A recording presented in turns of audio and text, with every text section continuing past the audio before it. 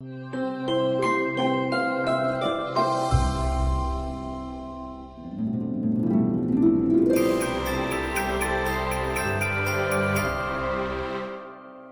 안녕하세요.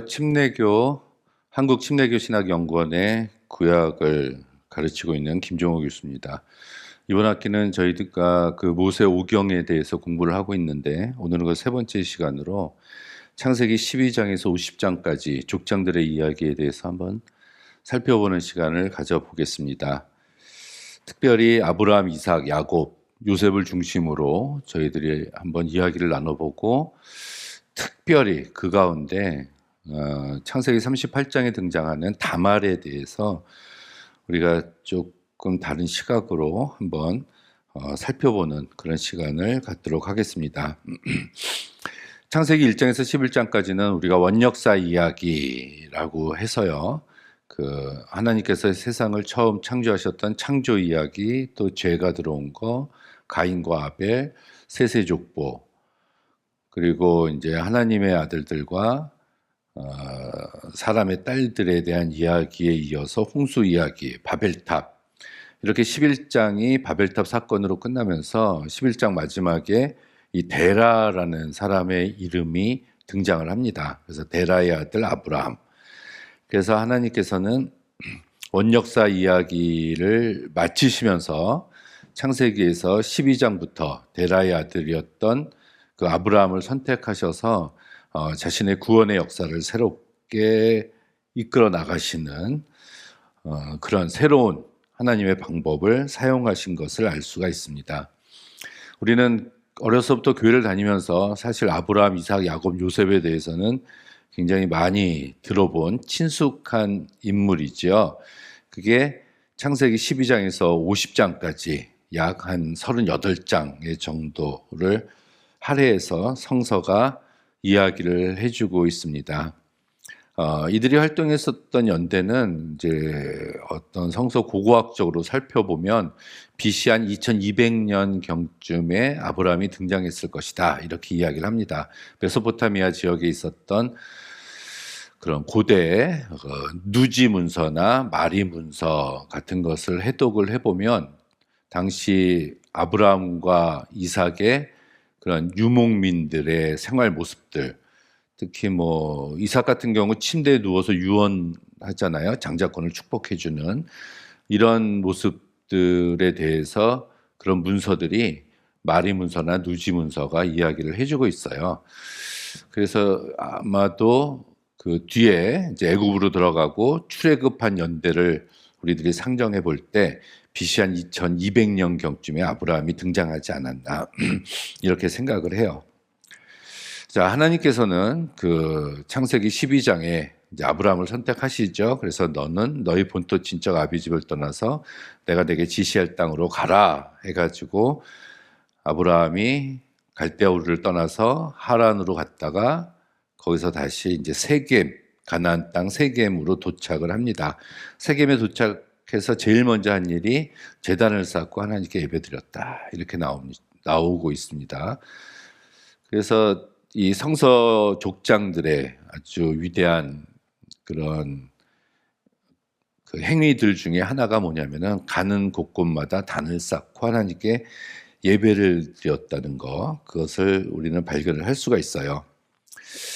자, 그런데 굉장히 아이러니하게도 하나님께서 세겜으로 가라고 하셨는데 도착해서 단을 쌓고 예배를 드렸는데 바로 기근이 닥치게 돼요. 그래서 아브라함은 자기의 이제 가족들을 이끌고 애굽으로 내려가게 되죠. 그때 바로 왕 때문에 아내를 누이라 속이게 되고, 하지만 하나님께서 축복해 주셔서 그곳에서 오히려 더 많은 재물을 얻고 이제 돌아오게, 가나안 땅으로 다시 들어오게 하시는 하나님의 역사가 나타납니다.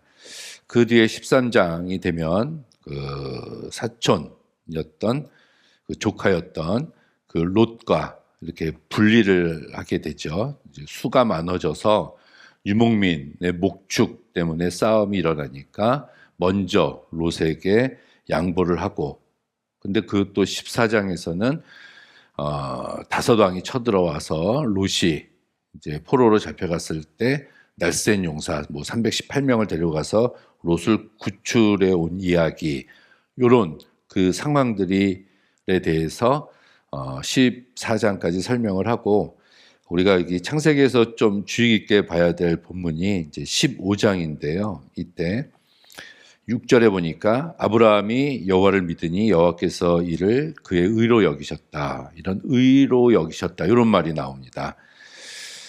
우리가 본래 예수님을 믿고 의롭다 칭함을 받는다. 그러니까 이신득이 믿음으로써 이제 의를 득한다 이거죠. 의롭다 칭함을 받는다.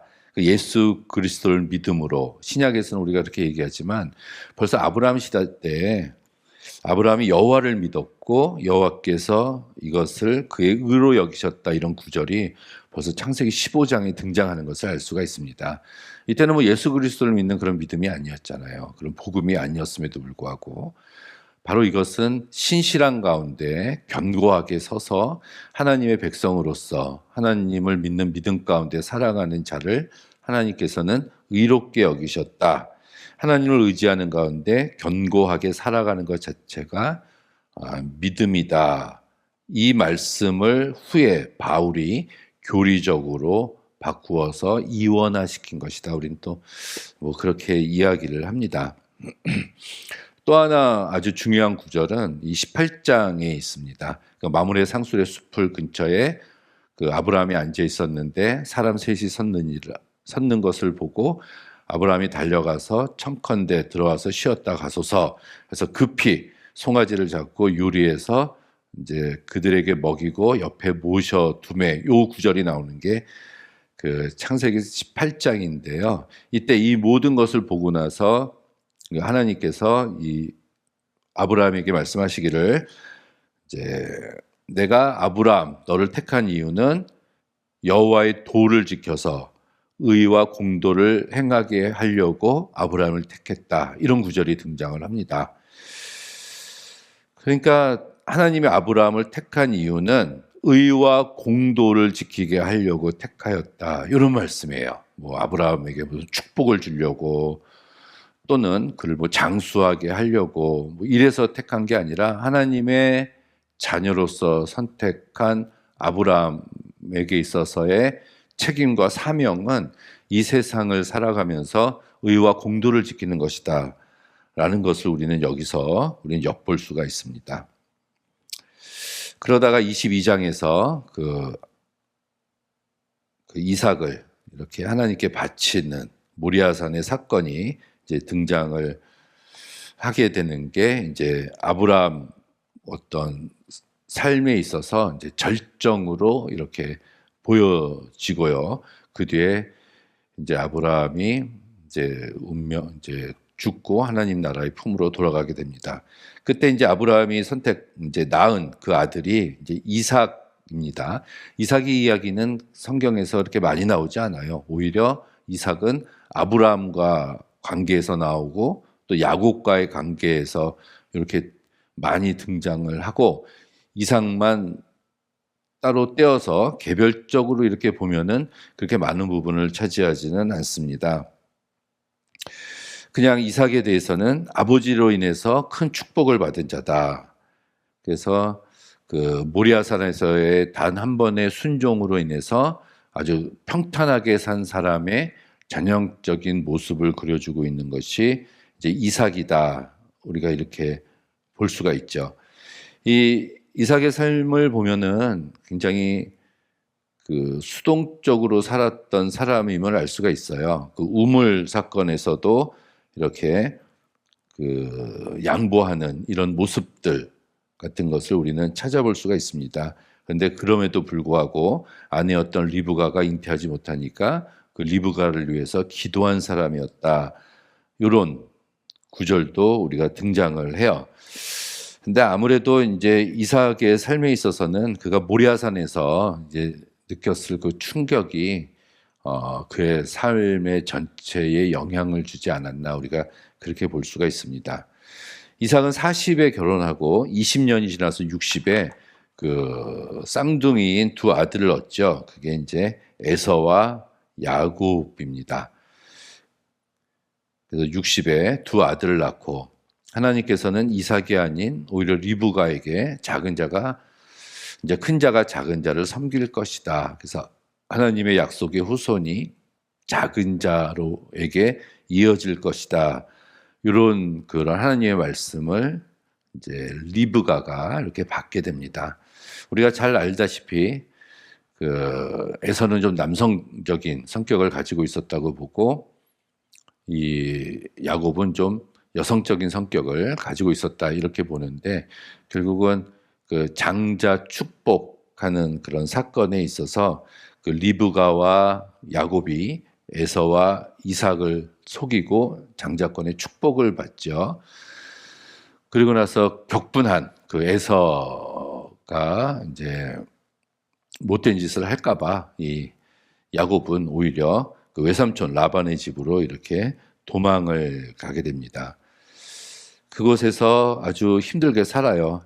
이제 20년 동안 총 살게 되는데 20년 동안 살면서 그 레아와 라헬 그리고 빌하와 실바라는 네 명의 아내를 통해서 그 12명의 그 아들들, 물론 베냐민은 돌아와서 낳았지만 12명의 아들과 딸 하나를 이렇게 얻게 되는 게 이제 야곱이에요.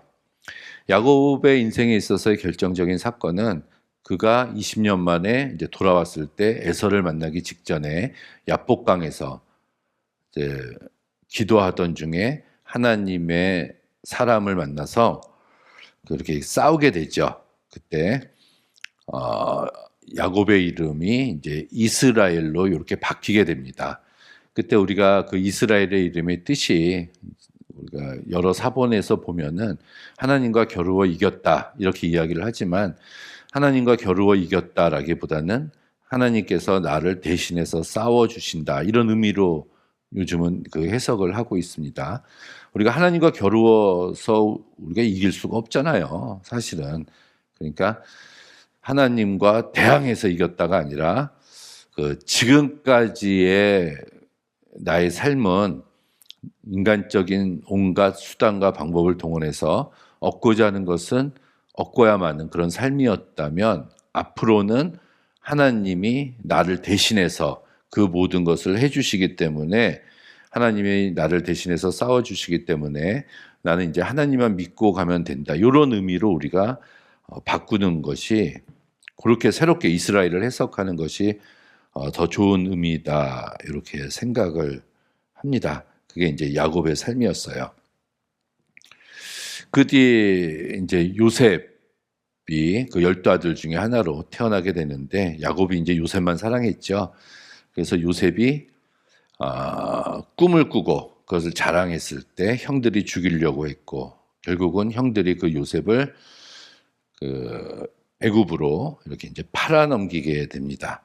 그때 이제 요셉이 그 애굽의 보디발의 집에 가서 굉장히 열심을 다하고 또 그랬음에도 불구하고 누명을 쓰고 그 감옥에 들어가게 됐는데 그 속에서도 또 최선을 다하는 그 모습 또 이런 사건들 앞뒤에 항상 하나님께서 요셉과 함께 하심으로 요셉이 형통했다 이런 말씀이 이렇게 주어지고 있는 것을 봐서 이 요셉은 이 아브라함과 이삭과 야곱 이야기의 결론 부분에 해당하는 족장 이야기의 완성형을 보여주는 게 우리가 요셉이다 이렇게 볼 수가 있습니다. 사실 요셉은 그 물이 없는 구덩이에 그 형들에 의해서 내던져짐을 당했을 때 그때 아마 요셉은 변한 것 같아요. 거기서 형들이 진짜 죽이려고 했으니까 아마 회개하고 기도를 했을 겁니다. 만약 하나님께서 나를 살려주신다면 내가 앞으로 내 인생은 주를 위해서 살겠나이다. 근데 하나님께서 살려주셨잖아요. 그래서 그 뒤로부터 요셉의 인생은 하나님과 함께 하시는 그래서 항상 형통한 하나님을 배반하지 않는 보디발의 아내가 이렇게 유혹을 했을 때에도 요셉의 고백은 내가 범죄함으로 내가 이렇게 범죄하게 되면 여호와 하나님께 득죄, 죄를 얻게 되는 것입니다. 그러니까 아무도 보지 않는다고 하더라도 하나님께서는 보고 계시고 하나님께 죄가 됩니다라는 그의 고백은 하나님의 말씀대로 살겠다는 그런 고백으로 우리는 볼 수가 있어요. 꿈꾸는 자 요셉이라고 이야기를 하죠. 그래서 하나님 안에서 형통한 자로 살았기 때문에 그 꿈이 마침내 이루어지고 그 마지막에 이제 48장에 이제 모세의 유언이 나오고 이제 모세가 죽고 50장에 장례식이 나오는데 그때 결국은 요셉의 결론 부분에서 이 아브라함부터 시작했었던 이 족장들 이야기에 용서와 화해가 이루어지는 게 바로 요셉 이야기의 결론이 아닌가 저희는 그렇게 생각을 합니다.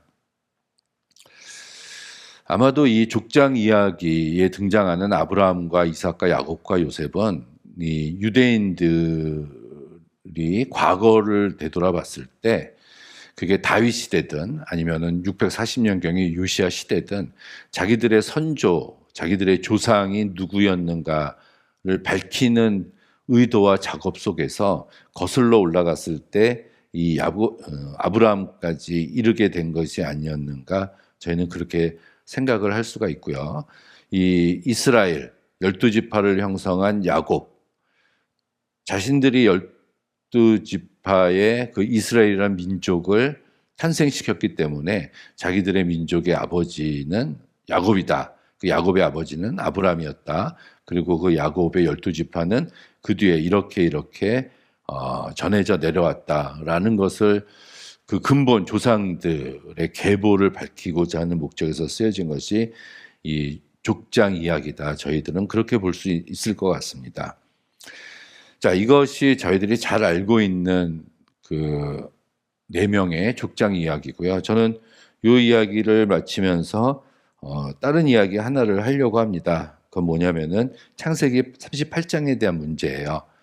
이 38장이 위치하게 된 것은 어디냐면 바로 앞에 37장에서 그 요셉이 그 물 없는 구덩이에 갇혔다가 이제 이스마엘 장사꾼에 의해서 팔리게 돼서 애굽으로 내려갔다. 이런 이야기가 나오는 게 37장이고요.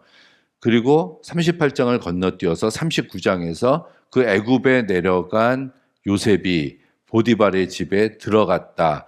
이렇게 가운데 38장이 빠지면 오히려 37장과 39장이 자연스럽게 이어집니다. 그런데 어떤 의미에서는 생뚱맞게 38장이 중간에 이렇게 들어가 있어요. 그것은 그 이스라엘의 4번째 아들이었던 유다의 그 세 아들이 있었죠. 첫 번째, 두 번째 아들이 죽고 그 며느리 다말에 의해서 그 세 번째 아들과 결혼시켜서 친정으로 쫓아냈다가 그 유다가 그 며느리 다말과 동침하게 되는 그 사건이 중간에 한번 들어오게 됩니다. 그게 38장의 얘기인데요. 그래서 역사비평학자들, 특히 편집비평학자들은 창세기 50장 가운데 이 38장은 나중 후대에 편집돼서 37장과 39장 사이에 삽입된 것이다. 이렇게 주장하는 게 편집비평학자들이고요. 문학비평학자들은 그렇지 않다. 본래 창세기 저자가 신학적인 의도를 가지고 꼭 그 자리에 38장을 집어넣어야 되기 때문에 넣은 것이다라는 이런 38장의 문제가 있습니다. 요셉 이야기의 흐름이 중단되는 듯이 보이는 요 38장.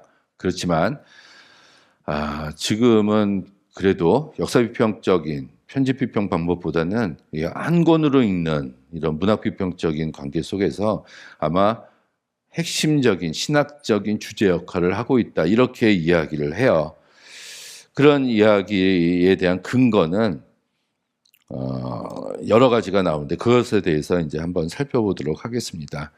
자, 처음에 미디안 사람이 그를 애굽에서 바로의 신하 시위대장 보디발의 집에 팔았더라 하고 30장 끝에서 이제 이렇게 이야기를 하고 마치게 되거든요. 그럼 그 다음에 이어지는 내용이 이제 애굽의 보디발의 집에 팔려간 요셉은 이렇게 이야기해야 되는데 갑자기 유다가 나와요.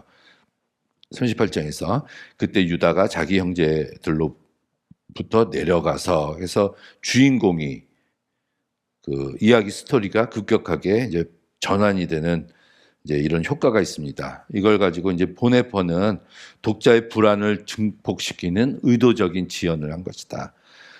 또는 베노 야콥이라는 그 유대인 신학자는 요셉의 운명에 대한 궁금증이 최고조에 달했을 때 이 서사를 중단시키는 문학적인 기법이 일부러 쓰인 것이다. 이렇게 이야기를 합니다. 그래서 이제 시간적으로 보면은 요 38장은 이제 유다의 결혼 이야기가 나오죠. 근데 결혼했을 뿐만이 아니라 새 아이가 태어나고 이제 성장하고 결혼까지 하게 됩니다. 그래서 최소 손자들의 출생까지 놓고 보면은 20년에서 25년의 시간이 흘렀다라는 것을 암시를 해요. 그러니까 요셉도 보디발의 집에 팔려갔을 때 17살인데 그가 국무총리가 되었을 나이가 30살이라고 이야기를 하거든요. 그러면은 약 13년 정도 그 시간이 존재하지 않습니까? 이렇게 요셉의 그 고난의 시간이 보디발의 집과 감옥에서의 시간이 이렇게 10년이 넘는 그 오래된 시간이었다라는 것을 알려주는 장치다 이렇게 이야기를 해요. 자, 그 다음은 이제 단어 분석인데요. 단어와 그 기록된 이 문자들을 분석을 해보면 또 신학적인 전체적으로 흐름을 보면은 일단 속임에 대한 모티프가 이 38장에서도 계속해서 등장을 하고 있다는 이야기입니다. 일단 장자 축복권 때문에 야곱이 이삭을 속이잖아요. 이렇게 속이다는 거. 근데 이제 야곱이 또 자기 아들들에게 속임을 당합니다. 37장에 그 요셉이 애굽으로 팔려갔는데 아들들이 와서 요셉이 죽었다 하면서 피 묻은 채색 옷을 야곱한테 보였을 때 야곱이 속아 넘어갑니다. 이런 속임의 모티프가 이 38장에서 유다가 다말에게 이제 속임을 당하잖아요. 그 도장과 끈과 지팡이를 이제 맡기게 되고 나중에 그것을 이제 찾으러 가게 되는 여기서 다말에게 속아 넘어가는 시아버지 유다의 이런 모습, 이런 스토리가 이런 속임이라는 이런 주제가 계속해서 38장에도 동일하게 반복되고 있다는 거. 요 아우소노 사상은 뭐 그리고 이제 단어를 보면은 의도적으로 37장, 38장, 39장에 쓰인 단어가 이제 같은 것이 이렇게 쓰이고 있는 것을 우리가 알 수가 있어요. 이제 야라드라는 게 내려가다라는 동사인데 37장 마지막에서 야곱이 내려가기를 원했다. 이게 이제 스올로 내려간다. 그러니까 요셉이 죽었다는 얘기를 듣고 나도 스올로 내려가겠다. 그리고 요셉을 판 유다가 38장 처음 1절에서 이제 내려가다라는 이런 표현. 그리고 39장 시작하면서 요셉이 애굽으로 내려갔다. 그 야라드라는 동사가 의도적으로 37장, 38장, 39장에서 반복적으로 쓰인다는 것은 이것이 38장이 앞뒤와 아주 긴밀하게 연관되어 있다. 요거고요. 이제 알아보다, 알아채다라는 나카르라는 말이 있어요. 이 나카르라는 것도 37장에서 야곱이 그 아들들 사이에서 그 피 묻은 채색 옷을 알아봤다. 그리고 도장과 끈과 지팡이를 이 유다가 알아봤다라는 요 단어도 반복돼서 쓰이고 있다. 이런 얘기입니다. 그거는 이제 같은 저자에 쓰여졌기 때문에 당연히 그런 것이다 이렇게 보는 거고요. 또 하나는 이제 유다라는 사람의 인격적인 변화예요. 이전에 이 유다를 보면은 사실 요셉을 노예로 팔자고 제안한 사람이 유다였습니다. 뭐 형제들은 죽이자 그랬는데 뭐 노예로 팔자 그런 것은 뭐 괜찮지 않냐라고 생각할 수도 있지만 죽이는 것과 똑같은 일이에요. 노예로 팔자는 것은 오히려 르우벤이 죽이지 말자라고 이야기를 했죠. 이런 식으로 노예로 팔자고 제안한 사람이 유다였고 또 두 아들, 자기의 두 아들 엘과 오난이 죽었을 때도 슬퍼했다 이런 표현이 나오지가 않아요. 야곱은 요셉이 죽었을 때 그렇게 슬퍼했는데 그리고 그 며느리가 이제 임신했다는 얘기를 들으니까 화형에 처해서 죽여라. 그를 끌어내서 불사르라. 이렇게 그 잔인한 성격을 소유하고 있었던 사람이 유다였다고 우리가 볼 수가 있어요.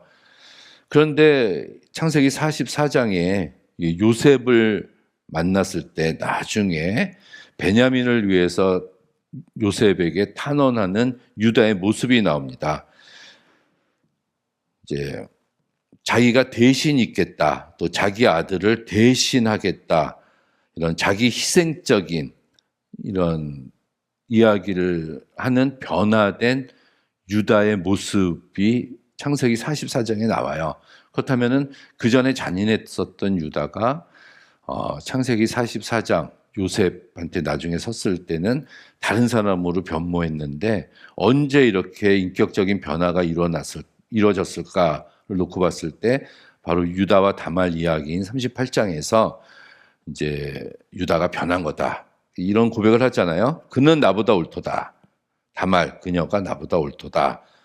나중에 그 사실을 알게 됐을 때 그러면서 순순히 인정하는 이 모습, 이거를 부르지만이 유다의 영적 파산 고백이자 재탄생의 시작이다. 뭐 이렇게 이야기했고요.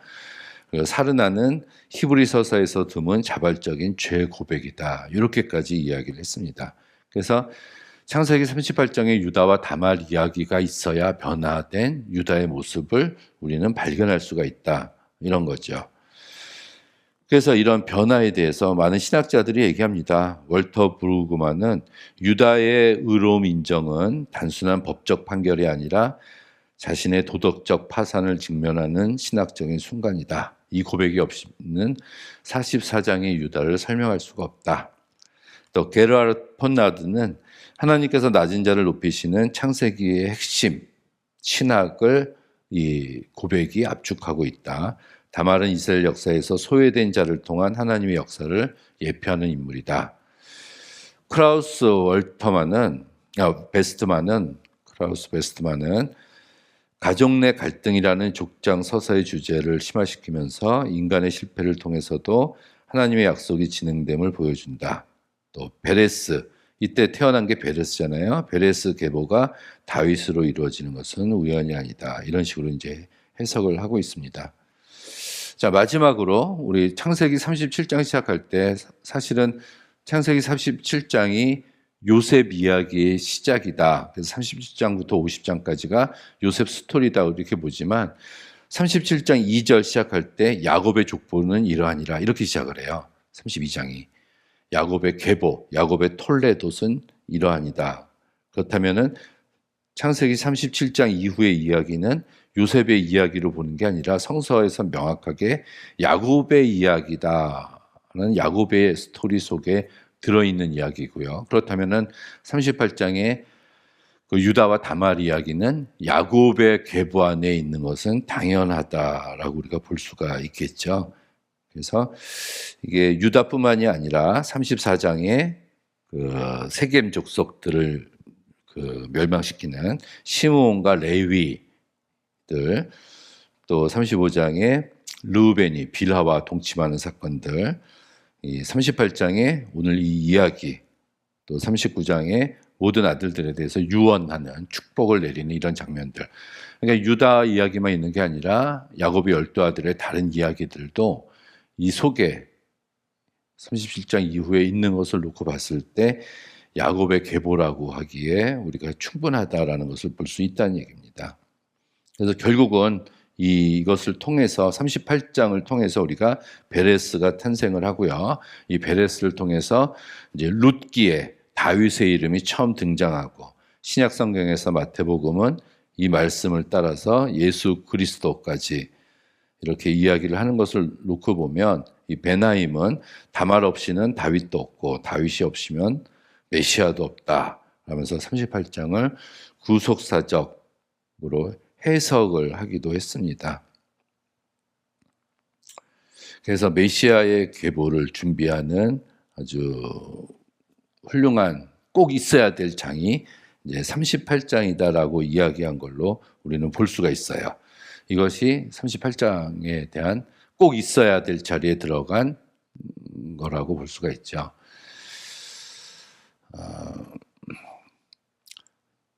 자, 그래서 오늘은 그 아브라함과 이삭과 야곱과 요셉 거기다 더해서 특별히 창세기 38장에 나타난 그 다말의 이야기를 우리가 한번 살펴봤습니다. 이 이외에도 여기에는 이 창세기 족장 이야기 부분에는 여러 이야기들도 있지만 이것은 제가 첫 시간에 말씀드렸듯이 모세오경이라는 그 책의 긴 서론을 속하는 창세기 이야기다 해서 우리가 서론적으로 해석해야 될 그런 부분으로 저희들이 생각을 하는 게 굉장히 좋을 것 같아요. 네, 오늘은 여기까지 하도록 하겠습니다. 감사합니다.